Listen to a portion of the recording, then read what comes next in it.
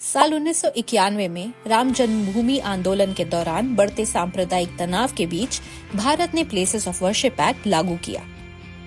इस एक्ट के असल मकसद हैं पूजा स्थलों के धार्मिक चरित्र को उसी तरह बनाए रखना जैसा कि 15 अगस्त 1947 को था और किसी भी पूजा स्थल के बदलाव पर रोक लगाना।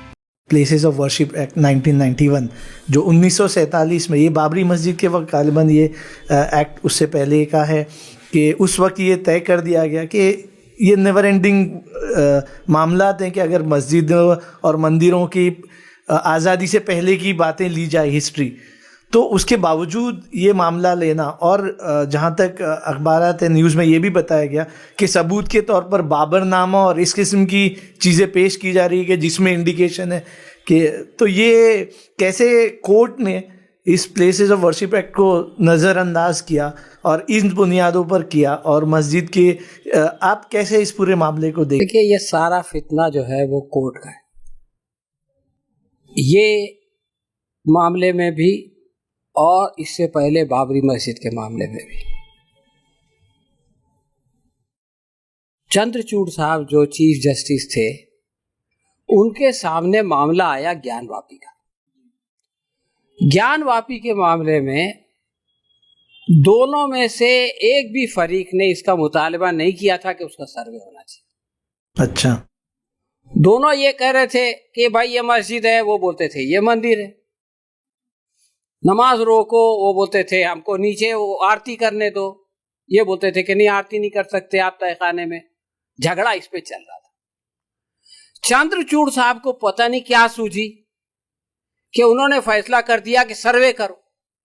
यहां से ये पंडोरा बॉक्स खुला है। अब आते हैं इस एक्ट के पीछे के तर्क पर। पहला, धार्मिक स्थलों की मौजूदा स्थिति को बचाए रखना और दूसरा, ऐतिहासिक वजहों से उठे सांप्रदायिक विवाद को रोकना। ये भारतीय संविधान के आर्टिकल 14 और 25 के अनुरूप है। अच्छा। उन्होंने ज्ञानवापी के सर्वे का हुक्म दिया जो टोटली इलीगल था। अब जब कैरेक्टर चेंज नहीं हो सकता तो सवाल ये है कि आप सर्वे क्यों कराना चाहते हैं। यहां पे चंद्रचूड़ साहब ने, और आपको मैं बताऊं, बाबरी मस्जिद के गेट दरवाजा खुलने का जो फैसला हुआ था वो ऐसा था कि 12-1 बजे तक जो है वो सुनवाई हुई, समाज चली। उसके बाद आधे घंटे का गैप आया और उसके बाद जब कोर्ट आए तो जज साहब ने कुछ 147 सफ़े का जजमेंट दे दिया। टाइप करने के लिए भी वो टाइम कम था। अच्छा। इसका मतलब यह है कि जिस वक्त समाज चल रही थी उस वक्त फैसला लिखा हुआ था। जज साहब ने बाद में अपनी वो लिखी बायोग्राफी, तो उन्होंने कहा मेरे सपने में जो है वो एक बंदर आ गया था, तो मैं समझ गया कि हनुमान जी इशारा कर रहे हैं कि दरवाजा खोलने का फैसला कर दो। चंद्रचूड़ साहब कहते हैं मैं 3 महीने तक कोई फैसला नहीं कर सका। भाई, एक लैंड डिस्प्यूट है जो उनसे पहले मिश्रा साहब चीफ जस्टिस थे, रिटायरमेंट से पहले उन्होंने ये बात कहा था कि इस जो बाबरी मस्जिद का मामला है इसका आस्था से कोई संबंध नहीं है जी। ये चीफ जस्टिस साहब का कमेंट मैं बता रहा हूं। ये सिंपली लैंड डिस्प्यूट है, जिसके पास पेपर्स है वो उसका मालिक होगा। ये कह के वो रिटायर हो गए, वो फैसला नहीं कर सकते जी। उसके बाद में फिर बाबरी मस्जिद का फैसला लिखा गया। यही चंद्रचूड़ साहब ने लिखा, हालांकि उनका सिग्नेचर नहीं है, लेकिन लोग बोलते हैं कि राइटिंग से समझ में आता है कि 5 में से इन्होंने लिखा है उसको। 5 ने उस पर हाँ किया, किसी ने साइन नहीं किया, लोग बताते। फैसला क्या लिखा? ये लिखा कि कोई ऐसा सबूत नहीं मिला कि मंदिर को तोड़ के मस्जिद बनाई गई जी। इसका कोई सबूत नहीं मिला। नीचे से जो पिलर मिले वो तो वो बौद्ध मजहब के उसके थे। अच्छा। हाँ, यानी बौद्ध मजहब का जो सेतु है वो वहां पे था और वो बौद्धों की बहुत बड़ी तीर्थ यात्रा की जगह थी, तो उसको लोगों ने तोड़ा, वो नीचे से मिला जी। तो मंदिर को तोड़ के मस्जिद बनाने का कोई सबूत नहीं है, नंबर 1। उस फैसले में लिखा है कि मस्जिद में नमाज हो रही थी, उसके अंदर मूर्तियां रखना इल्लीगल था। ये उस फैसले में लिखा है जी।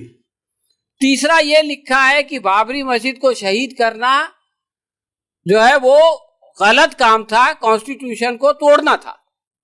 अब जब वहां पे मंदिर को तोड़ के मस्जिद नहीं बनाया गया, इसका सबूत नहीं मिला। जी। मूर्तियां रखना गलत था, मस्जिद में नमाज हो रही थी, मस्जिद को जो है वो शहीद करना गलत था। तो सवाल ये है कि फिर उसके बावजूद जमीन जो है वो मंदिर मानने वालों को दे दी जाए, इसलिए कि वो हसरत भरी निगाहों से देखते थे। वो एक अंग्रेज की किताब में लिखा है। अच्छा। कि वो जो है चबूतरे पे चढ़ के आते थे, वहां पे हनुमान चबूतरे पे हिंदू आते थे, एक बीच में दीवार बना दी गई थी, इस तरफ मस्जिद थी, इस तरफ वो सीता की रसोई हनुमान चबूतरा था। तो जब वो हनुमान चबूतरे पे आते थे तो वो हसरत भरी निगाहों से मस्जिद को देखते थे। ये हसरत भरी निगाहें उस अंग्रेज की समझ में आ गई, उसने अपनी किताब में लिख दिया और इन्होंने जो है वो आस्था की बुनियाद पे फैसला कर दिया। तो आप ये समझ लें कि पहली बात तो वो फैसला में गड़बड़ है, और दूसरी बात ये है कि ये जो चंद्रचूड़ साहब जो पंडोरा का बॉक्स खोल के गए हैं, अब ये जो कोर्ट कर रहा है, वैसे तो हमेशा लोअर कोर्ट जो है वो खुद इलाहाबाद हाई कोर्ट ने ये बात कही है कि लोअर कोर्ट में अक्सर जो है ऐसे लोगों के खिलाफ फैसले हो जाते हैं जिनको कि छूट जाना चाहिए, और वो जजेस इसलिए करते हैं ताकि अपने प्रोस्पेक्ट को बढ़ाए या हायर कोर्ट से डर के। ये 1 महीने पहले की बात है, इलाहाबाद हाई कोर्ट का ये ऑब्जर्वेशन है। अच्छा। तो लोअर कोर्ट का क्या है कि लोअर कोर्ट में आप जाइए, वो फट से फैसला देता है। आप देखते होंगे कि अक्सर फैसलों में फांसी की सजा दे दी जाती, क्योंकि उनको मालूम है कि ये हायर कोर्ट में इसको चैलेंज होगा तो ये उम्र कैद में बदल जाएगी या ये छूट जाएगा, तो हम तो मैक्सिमम दे ही दो। तो ये जो हमारी जुडिशरी है ना, इसके ऊपर बहुत बड़ा सवाल पैदा हो गया है। खैर, मुद्दे की बात यह है कि अब इस एक्ट की संवैधानिक वैधता को चुनौती देते हुए कई याचिकाएं दायर की गई हैं, जिससे और भी विवाद पैदा हो गए हैं। भले ही 2019 में अयोध्या फैसले में सुप्रीम कोर्ट ने इस एक्ट के इरादे को बरकरार रखा था। Former chief justice of India DY Chandrachud की अध्यक्षता वाली बेंच ने मस्जिद के सर्वे की इजाजत दी और बाद में मस्जिद के तहखाने में पूजा की अनुमति देने वाले स्थानीय अदालत के आदेश पर रोक लगाने से इनकार कर दिया। यही कारण है कि उनकी आलोचना की जा रही है और उन पर प्लेसेस ऑफ वर्शिप एक्ट के साथ खिलवाड़ करने का आरोप लगाया जा रहा है। अभी अजमेर का मामला, आपको मालूम है जयपुर में एक जज साहब थे, उन्होंने कह दिया था कि मोर जो है वो आपस में वो मिलते ही नहीं, वो ये मोरनी का आंसू, मोर का आंसू टपकता है और मोरनी उसको पीती है तो वो जो है वो गर्भवती हो जाती है। तो जब ऐसे जजेस आकर बैठे हुए हैं, खुल्लम खुल्ला बोल रहे हैं, तो फिर ऐसे ही फैसले होंगे। साल 2023 के अक्टूबर महीने में ज्ञानवापी मामले की सुनवाई के दौरान 1991 के एक्ट की वजह से ज्ञानवापी मामले पर रोक लगाने के तर्क के जवाब में जस्टिस चंद्रचूड़ ने कहा था कि एक्ट कहता है कि आप स्थान की प्रकृति यानी नेचर को बदल या परिवर्तन नहीं कर सकते। वे स्थान की परिवर्तन की मांग नहीं कर रहे। इन कार्रवाइयों ने एक्ट के लागू होने की वैधता पर संदेह पैदा किया है, जिससे इसके प्रावधानों को सीधे तौर पर चुनौती मिल रही है।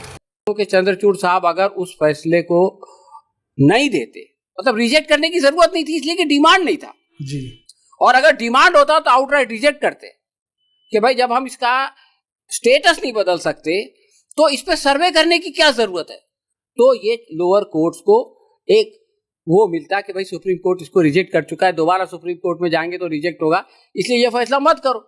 लेकिन उन्होंने उल्टा कर दिया और वो चले गए आरती उतार के हमारे प्रधानमंत्री के साथ। अब आगे उसका क्या होगा ये तो खुदा ही बेहतर जानता है।